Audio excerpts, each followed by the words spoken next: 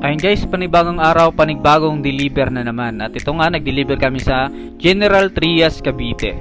At habang nagde-demo si Joe, ako naman ay nagvi-video sa kanila. Ito nga guys, ay ibabahagi ko na rin yung specs nito para sa inyo. Ang power motor nga nito guys ay 800 watts. Ang battery naman nito ay 72 volts 20 amperes.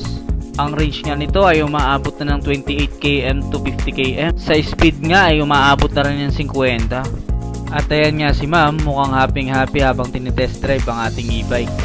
Ay, kay ma'am na pala yung e-bike.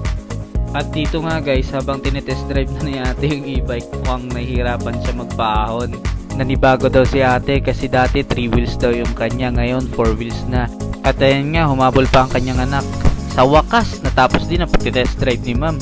At makikita nyo talaga ang labis na saya sa kanyang muka. Ayun, hanggang dito na nga lang tayo. Sa mga gusto pong mag-avail ng e-bike, mangyari lamang po magtungo sa aming branch dito sa San Agustin 13, Martires, Cavite. Pat lang po kami ng Palawan Express beside po ng Mitsubishi at Lakilayon.